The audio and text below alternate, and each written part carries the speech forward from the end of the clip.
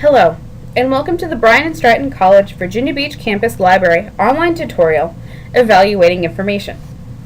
My name is Jen, and in this presentation, we will be discussing tips on how to make sure the resources you choose for your research projects are credible, verifiable, and well-suited for your topic.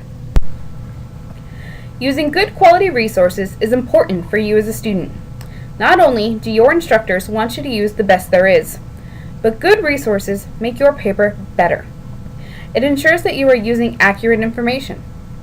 Having strict quality standards can also help to make your research more efficient. And in the end, using credible resources increases your own credibility. In this session, we will cover how the following things affect the credibility of a resource: timeliness, authorial credibility, your publication type, content, and we'll discuss specifically extra things to consider when evaluating multimedia. First, let's discuss timeliness or currency. Your instructor might require to use resources from a specific date range. Typically, they shouldn't be older than 5 or 10 years. Your instructors don't do this to torture you. They do this so that you have an idea of where your research should fall. When your instructor does not give you a time frame, you should evaluate your currency needs based on subject. Some topics lend themselves to newer information, as others can use slightly older resources.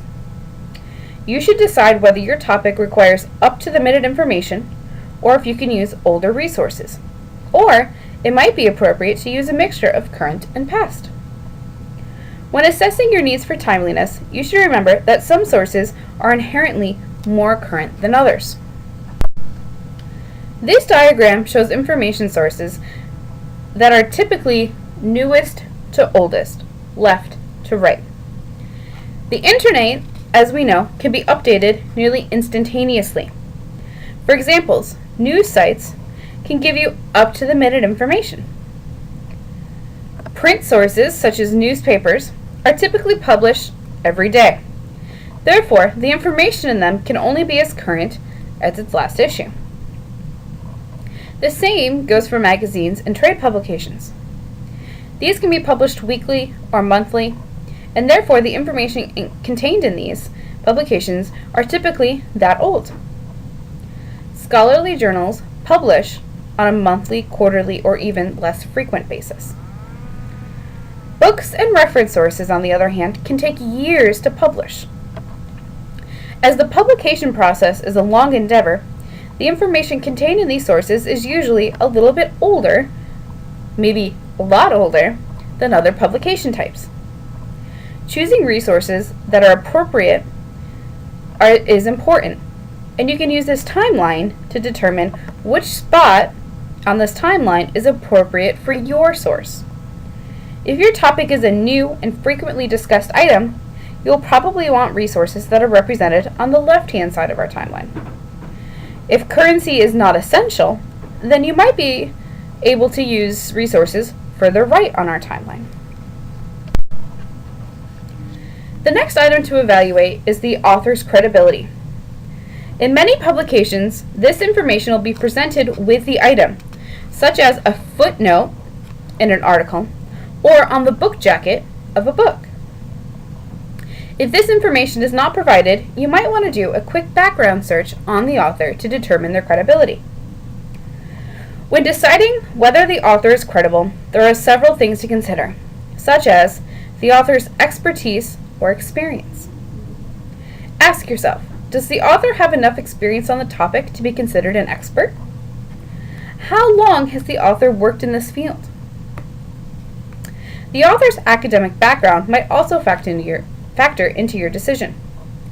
Needless to say, being educated at certain institutions carries more weight and credibility over other schools. The author's professional credentials and affiliations can also affect the credibility. Every field has some sort of hierarchy, beginning to expert. Choosing an author on the right side of this spectrum is important, and their affiliation might play into this as well. Where they are affiliated with a certain academic institution or a professional agency can increase the author's credibility. Something to be aware of is sponsorship. Is the author being paid to write about a particular finding? Or are they arguing a specific viewpoint upon payment of an interested party? If the author is biased, then the information could very well be skewed or incorrect. Additionally, the author's past publications and the availability of contact information can help you to determine whether the author is credible. The publication type, or more specifically, the individual publisher, can influence the credibility of a resource as well. Publishers, like university presses and governmental agencies, usually have strict publication standards. While all publishers should scan and edit its output, these publishing houses typically have a higher credibility than trade presses. Academic journals are typically peer-reviewed as well, meaning that before an article can be printed, the author must go through a rigorous review process. Part of this review process is to submit the article or book to a series of other experts in the field. These experts will ensure that the author is using correct information, proper research methods, and is engaging in appropriate practices. Trade publications are usually not peer-reviewed. Just like individual authors, entire publications can be bankrolled by a party that requires the publication to adhere to its ideals. So making sure that the publication has no bias is again important. Now, let's discuss content. Just as your instructor will grade the content of your paper, you should determine whether the content of your resource is appropriate. Your resource should use proper references, just as you strive to do. The author should be writing for an appropriate audience as well. You wouldn't want to cite a children's book in your academic paper. Resources should be objective, without bias. It should be accurate and complete, and should cover an appropriate amount of material. And finally, the resource should be organized in a logical way, and be of good quality, meaning that it should have a clear beginning, middle, and end, with no grammatical or spelling mistakes. Now, up to this point, we've been pretty much discussing print resources. All of these evaluative checks should also apply to your multimedia. Whether it's a website, image, video, or other resource, there are additional things to take into consideration. One such aspect is the website's URL. Pretty much anyone can create a website, but not all are created equal. Websites such as one that ends in .edu or one that ends in .gov come from educational agencies or governmental agencies. Because of these restrictions, .gov and .edu websites are usually the best when using websites for your research. Multimedia should also be assessed on its accessibility and usability. If the resource is always available, that's good. But if it frequently crashes or has periods of inaccessibility, it's not always the best.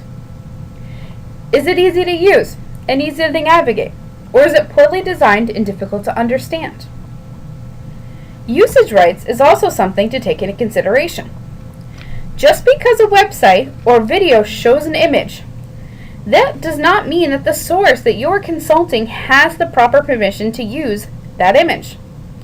You should always try to find the original and cite it as such, whether it be multimedia or in print. So, how do you determine if your resource is acceptable? Well, we've talked about the several different aspects to consider. But you might want to create a personal checklist of important credibility aspects. That way you can judge each and every single source based on the same items. Be sure to examine all your references and explore similar items. If you ever need help determining whether you are consulting a good source, you can always ask your instructor or your librarian. But in the end, make sure that you can always defend your evaluative decision. If you have a personal checklist that you check off every time, this will aid in your defense. If you don't use a checklist, Be sure to evaluate very carefully and take good notes. So now I have a few examples. What are good and what are bad multimedia sources? Wikipedia. We've all seen this. We've all used this. This would be a bad source to use. Anyone can sign into Wikipedia and make changes with an account. Government websites. As we discussed earlier, government websites like the Occupational Outlook Handbook would be a good resource to use. Academic articles, and this is a screenshot from your virtual library.